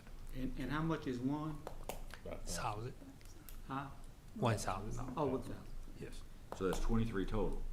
Yes. Yeah, so I'd like to make a motion. I'd like to make a motion that we fund the 11 water fountain requests in the city, the 12 from the county, and use some of our workers' comp dividend money to make up the difference. And this year we will be doing water fountains, and then water fountains will be done. Well, they won't be done because, you know, the Frankfurt Christian Academy, I have had a parent from there approach me on that, and you have Good Shepherd and you have Capital Day. And so there are the schools, so you know, I would rather just to get slow down and get a number for all of them, because this just going one here, there, it mushroom. I mean, it went from 2 when the county originally requested it 2 years ago. That's all he wanted was 2. And this discussion, we talked about how it was going to mushroom, and it has. So I would rather wait, get all the requests from all the schools, and then if you're going to fund it all, and then move on. Let that be the end of that, because I think we have the request right now. We don't have requests formally from any of the private schools. There's the whole public-private issue involved also. they're ratepayers though. And, true. Have we ever put in a water fountain so far yet? Have we done any, I mean, I know we've talked about it. Have we ever? In the schools, no. I mean, well, no, I don't mean put them in. Have we funded any water fountains yet? We've done community fountains. Right, but not. But not anything in No, I don't think anybody had asked for the money before. They paid for that themselves. The kids Nobody paid had for requested themselves. money was- before. It My was daughter- voted down and nobody did it. It was a project. Actually, my daughter was there when she was there. They did that as a project amongst themselves. Well, all I'm saying is I just like to get a grand total and then do it, because I agree with Don as far as we have formal requests. They're for public schools. We have some money already budgeted. We're shy of that. And we could take Kim's money. True. And, you know, school's gonna start soon, so I just don't see the need to delay this. And the Kimi money was what, 13? What, Kim, what was it, 11 or 13? 11. 11. I think it's 11.7. Okay. what about the sale of surplus property money? Was it budgeted? And how much would that have been? We don't have specifically tagged We and don't know. budgeted, but, you know, It's $145,000 excluding a couple of wrecked vehicles for the year So I mean, that ended. that preserves her money. Yeah. So, So Kim came up and That was for last year. and talked about your idea, now you're gonna give her money back. well, she didn't beam at me hard. Look at me hard, so I was okay. I mean, I know we've brought up the surplus money. I don't wanna keep spending the same money. I mean, that- We done spend the that surplus before. every meeting.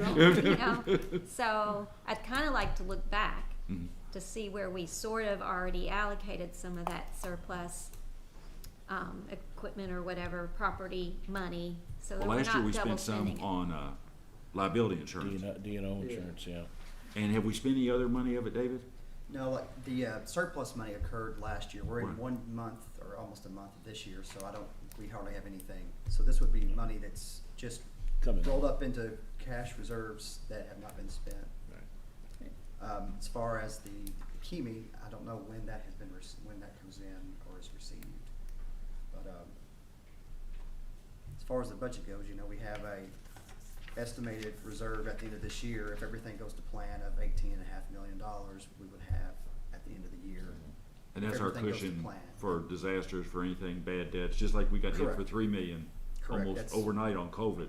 That's 90 days cash on hand if everything goes to plan, and that includes the rebate that we discussed Mhm. earlier. And based on that, needing that as a reserve, Mm. I do like the idea of using some other, you know, newfound monies like the workman's comp rebate or something else, but, I don't really see the need in delaying. Mhm. Well, and I can go along with that, but I do see the need in leaving the money, because seriously, I mean, that's an incentive, it incentivizes people to continue to be safe and all that with that. And the sale of the surplus property money, while it has rolled over into the cash, what does it average a year primarily? I mean, This was a big year, wasn't it? $50,000. so I'm just saying that there's money in surplus property sales that can fund the difference, if you will, and can preserve the money in workers' comp without doing, you know. And we don't budget anything, so anything we do receive is on top. Yeah. So we don't assume, we don't know what we're gonna get for any piece of item, so it's just, and due to the low volume, consider the overall budget, we just don't budget. Ms. Hale, do you want to amend your motion to correspond with Vice Chairman Mason's funding source? That's fine. So I amend my motion.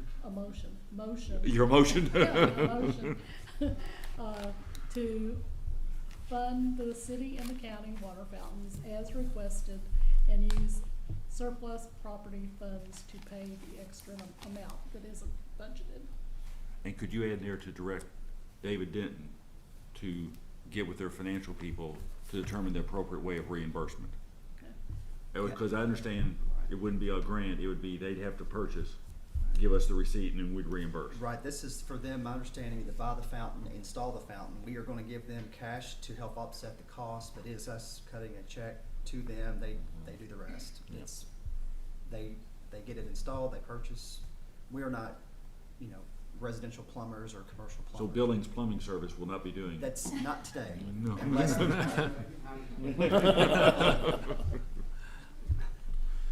Okay, whatever Yeah. they said. So we have Dawn's motion, do we have a second? Steve's second? Any further discussion? All those in favor, say aye. Aye. Those opposed? Do we have a motion for adjournment? Can I Is say it- one thing? Sure. Real quick, because we're on the subject of water fountain, and I was at a South Frankfurt Neighborhood Association meeting recently, and Sean Pickens gave an update about Dolly Graham Park. Uh-huh. And both he and members of the South Frankfurt Neighborhood Association board stated their appreciation for the plant board's funding and installing of a water fountain at the newly renovated park.